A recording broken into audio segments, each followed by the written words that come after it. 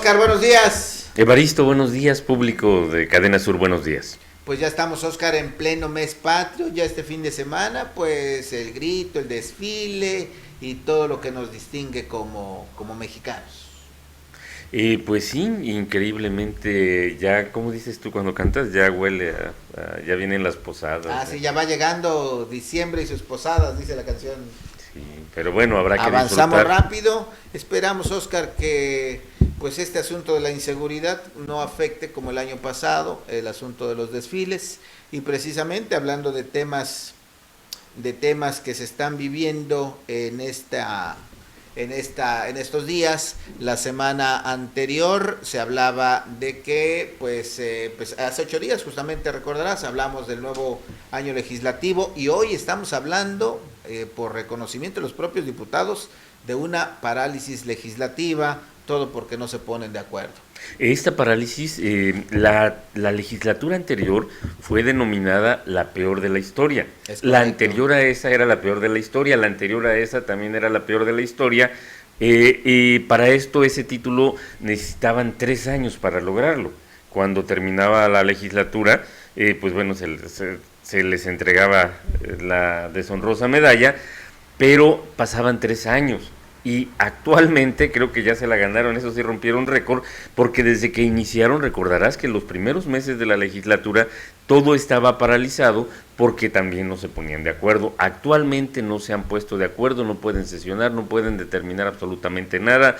Las grandes reformas nacionales que deben de ser validadas por el Congreso local, pues bueno, no son analizadas, absolutamente nada se hace porque no se ponen de acuerdo. Los 20 diputados, afortunadamente son 20, el problema es de que cuestan lo mismo que cuando eran 30, pero 20 o 30, el resultado ha sido igual, y eso es extremadamente triste porque, por ejemplo, eso ha permitido que a los que cometieron actos de corrupción en el sexenio anterior, no se les pueda perseguir, no se han hecho las reformas que se requerían para anular las famosas pensiones doradas, y las que se han anulado definitivamente han sido con las patas, y los receptores de esas anulaciones, Los recipendarios. sí, exacto, se han podido amparar exitosamente, incluso en alguna casi les tienen que pedir disculpas a los diputados que no hicieron bien su trabajo. O sea, parece que están encerrados en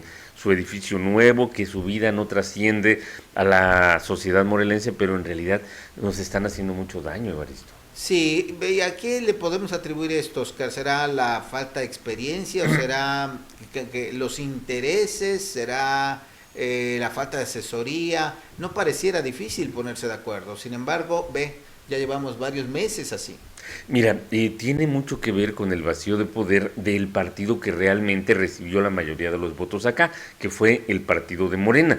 Morena logró 5 diputaciones originales que no te dan la mayoría, pero la falta de experiencia de quienes estaban en ese partido ha permitido que a estas alturas el PES, el partido donde milita el gobernador, por ejemplo, ese partido cree que ellos ganaron la elección, y así lo dicen, y se ostentan como si ellos hubieran ganado la elección cuando tuvieron un montoncito de votos. Ahora el dirigente actual de ese partido dice que porque no se contabilizaron bien los que se votaron en coalición, o el voto que se daba en coalición, y que se lo daban a Morena en lugar del PES, cuando pues yo creo que muy poca gente votó por ese partido. Desde allí comienza, y la falta de experiencia más el colmillo retorcido de Tania Valentina Rodríguez Ruiz hizo lo necesario para que el partido que ganó la preferencia de los electores no pudiera gobernar ni en el Congreso ni en ninguno de los ámbitos, Evaristo. Y de hecho, ya la mencionas tú, a Tania Valentina, y también diríamos Rosalina Massari, Espín, y no vemos otros diputados hoy en las curules que tengan experiencia mínima, ¿no? Exacto, todos es su primera vez y están llenos de entusiasmo, pero yo creo que nunca pensaron que iban a ganar y no se prepararon, y lo único que hacen en el Congreso o desde el Congreso es exhibir sus intereses personales. Ahí está Marcos Zapotitla, que se salió bueno, no se salía de Morena, pero se votaba con el grupo contrario, porque no le daban privilegios, porque le quitaban la comisión por esto, y ahora se pasó al Partido Encuentro Social, donde lo hicieron coordinador, y empieza a hacer declaraciones, pero esas declaraciones carecen de sustento. El PAN, el PSD, el PRI y Nueva Alianza, que se habla de las fracciones políticas, pero esas fracciones son de un solo diputado, no influyen en nada, excepto cuando se alían, y la gente creemos que no se alían por convicciones políticas, por intereses sociales, ni por ninguna situación que no sea el beneficio propio. Y habría que destacar también, Oscar, algo que se buscó por mucho tiempo, la famosa paridad. Hoy hay más mujeres que hombres. Sí, aquí no hay paridad, el Congreso no es paritario. Y ni así hay acuerdos. No, pero el Congreso no es paritario, definitivamente los hombres son una minoría. Pues aunque, digo, hay más mujeres que hombres, y sí, se suponía, era lo que se buscaba, pues, que sí, tuvieran más participación, y aún así ya se probó con hombres, no se ponen de acuerdo, ahora con mujeres, pues la cosa no se ve mejor. exacto, o sea, la cuestión no es hombres o mujeres, sino se refiere a que debería de haber 20 ciudadanos honrados, honestos y con convicciones, y de esos, pues creo que no hay ni uno. Qué situación, qué pena, estaremos al pendiente. Por lo pronto el Congreso pues está ahí sin poder sesionar, sin poder hacer acuerdos. Ya por ahí se habla de algunas conferencias, alguna información. Vamos a ver cuándo se resuelve esta situación. Por lo pronto, como dice Oscar, lamentablemente el espectáculo que dan es que no son mejores, y apenas a un año que la legislatura anterior. Bueno, otra situación, Oscar, es que hace, ¿qué te gusta? 6 años, no recuerdo, venían las destituciones. Cuidado, te van a destituir porque no pagas los laudos. Hoy otra vez esa situación se está escuchando y se está viviendo en Ponte Dixla. Hace unos días se anuncia que ya fueron destituidos todos los integrantes del Cabildo. Aclaramos, como lo dijo aquí precisamente nuestro asesor en materia jurídica, si se amparan, ahí van a seguir. Si no lo hacen, sí los pueden destituir. El tema es que otra vez, los laudos y otra vez los millones que se deben pagar por esa situación. Desde el sexenio anterior se notó que el artículo de la Ley de Justicia Administrativa que permite al Tribunal de la Materia destituir a cargos electos es anticonstitucional, pero no fue debidamente combatido, porque ya ves que en la Suprema Corte se tarda para llegar allá. Entonces, la Corte no ha examinado la constitucionalidad de esa disposición y pues bueno, como no se hizo, una vez más están expuestos a la situación de que los ciudadanos elegimos a un cabildo, a un alcalde, a regidores síndicos, y una autoridad administrativa los tumba y pone a los suplentes. Recordarás que en el sexenio anterior le aplicaron esto, como lo que ya se llamó violencia política, a la síndico de Amacuzac, sí, que con alevosía y ventaja, el alcalde nunca le avisó que estaba bajo proceso, todos los demás del cabildo se ampararon, ella no lo sabía y fue la única que fue destituida. Pero más allá de eso, las deudas que están por laudos vencidos son casi 300 millones de pesos. O sea, hay un montón, en realidad superan los 500 millones. De esa suma, creo que 300 millones son de Puente Dixla. Sí, más o menos. 300 millones, imagínese usted, o sea, si el presupuesto es de un año es mucho menos que eso, ni la mitad creo. Sí, porque ya se le quitaron por lo de Sosocotla. Así es, entonces. Y estamos hablando solo, de ese concepto. Julio Espín y Josué Espíndola prestaron al ayuntamiento, los recursos públicos del ayuntamiento, para jubilar amigos, para que les pagaran indemnizaciones y todo lo demás. Así es. Pero hablábamos de que el gobierno anunció la posibilidad, bueno, no se anunció como así con firmeza, están analizando qué salidas hay. Hubo una reunión en la semana pasada, creo que el lunes, el jefe de la oficina de la gobernatura con alcaldes en problemas, pero les dijo que los van a acompañar, pero que no hay dinero.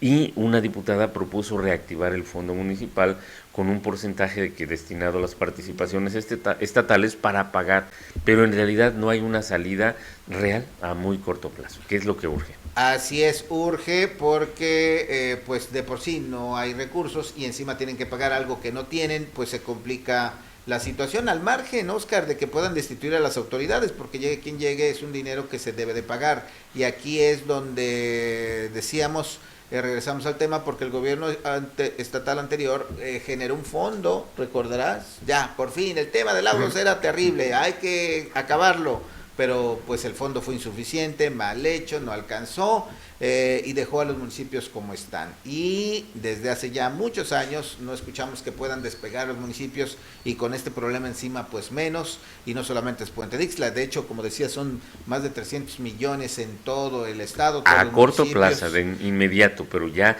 en una totalidad son más de 500 millones. Así solamente es. No recuerdo si Miacatlán, un municipio del poniente y uno o dos del oriente están libres del problema de los laudos, pero todo lo demás, pero bueno, no se puede, los municipios no despegan, pero los cabildos siguen siendo lo que son, un lugar muy pesado en cuanto a la nómina, el gasto corriente, porque los regidores no ganan poco, el alcalde no gana poco, el síndico no gana poco, y nunca ha habido una medida de austeridad real que los afecte a ellos en sus ingresos. Definitivamente, y aquí, Oscar, pues también entraríamos en la parte de qué ocurrió con esos laudos. Se dijo muchas veces, de muchos casos, que los propios gobiernos los dejaban perder para poder ahí aprovechar algo, o para no pagar y que fuera el gobierno siguiente, o se coludían incluso con los demandantes para que pudieran cobrar cantidades millonarias con su respectiva comisión. Una situación verdaderamente lamentable. Todo comenzó, o bueno, se hizo visible cuando hace creo que 3 trienios, el alcalde de Huitzilac, que iba llegando allí, que no me acuerdo cómo se llama, pero que se volvió a postular, decidió correr a todo el personal de Huitzilac, a todo, sindicalizados y no sindicalizados, y no los indemnizó para colocar a sus amigos. Él dijo, no, pues yo no les tengo confianza, y corrió a los policías, corrió a todos. Entonces allí comenzó a hacerse visible. Todos esos en el siguiente trienio ya habían prosperado en sus laudos y para eso no los atendió, y fue el primer caso Huitzilac donde se puso en evidencia las actitudes caciquiles de los alcaldes, pero bueno, eso después recordarás que en Amacuzac pasó lo mismo, en Tlaltizapán, en el trienio anterior, fíjate, en el trienio anterior, cuando ya se sabía de ese tipo de problemas, David Salazar y corre a todos los sindicalizados. Sin nada, o sea, está en su derecho de correrlo siempre y cuando los indemnice. Claro, pero tenga argumentos, pues. O sea, sí, es una irresponsabilidad. Sí, exacto. Irresponsabilidad de los alcaldes, irresponsabilidad luego de que no mandan a las audiencias, en fin, es una situación que también mucho tienen que ver las autoridades. Y esa parte no ha tenido castigo, y cuando tuviera castigo yo creo que no se haría, pero bueno.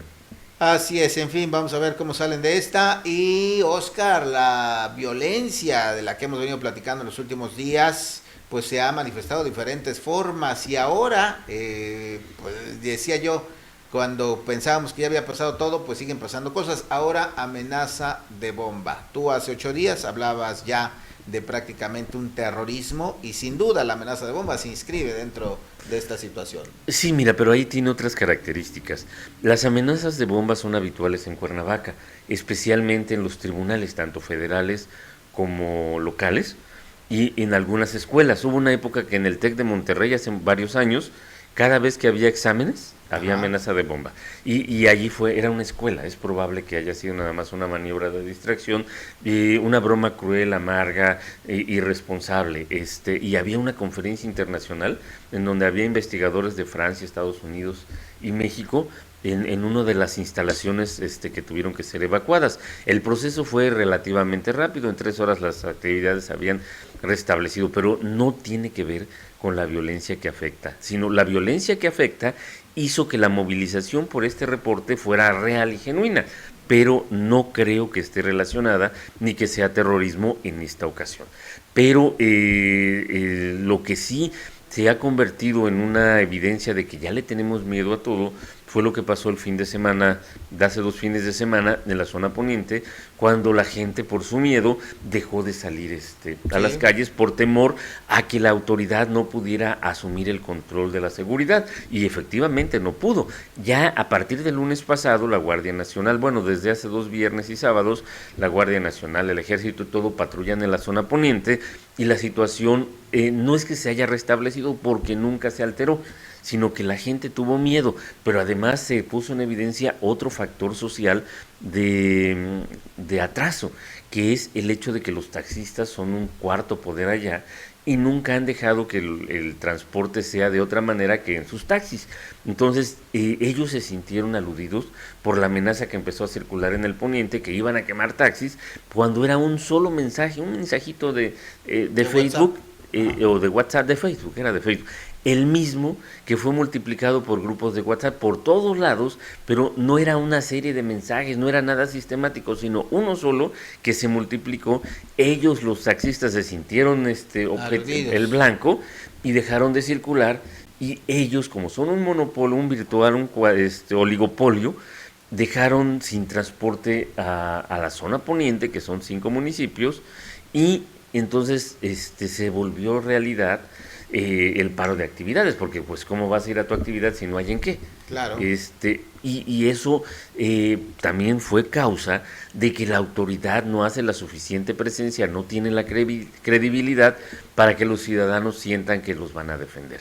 De unos días acá, los asesinatos han bajado. De hecho, después de lo que pasó en la terminal de autobuses Estrella de Oro, donde 5 personas fueron asesinadas en la mañana a las 6 de la mañana, por sus rivales, desde entonces el número de asesinatos masivos, por llamarlo de alguna manera, ha disminuido, y ahora ya nada más se dan lo que podríamos denominar casos aislados. Los últimos 4 días la matazón bajó, pero eso no quiere decir que hayamos recuperado la seguridad, pero por lo menos pues, esperemos que de aquí a que terminen las fiestas patrias, la vigilancia excepcional que es visible, pues ¿cómo se dice?, detenga al crimen organizado de usar las calles, las plazas, los lugares públicos como si fueran sus propios patios. Sí, vienen días importantes, Oscar, y nos sumamos a esa idea de que la presencia inhiba a la delincuencia y tengamos unos festejos patrios sin incidentes. Ojalá que sí, tienes razón, ha bajado esta situación y ojalá que así siga en los próximos días. Y que los ciudadanos tengamos la confianza y no nos hagamos eco de cualquier noticia sin comprobación, de que nos salga, que eso no es cierto. O sea, es difícil enfrentarlo con los ejemplos que hemos tenido de violencia, pero una cosa es lo que ya pasó, y otra que con tantito se aprovechen para intercambiar, comunicar rumores. Si usted ve un mensaje en el Facebook, no lo multiplique, no lo comparta, nada más ahí me dejaron esto, no lo comparta, porque eso provoca el efecto indeseado que le va a afectar a usted y a su familia. Es correcto. Pues gracias, Oscar. No, al contrario. Que tengas buen inicio de semana. Pues igualmente para toda la gente de Cadena Sur.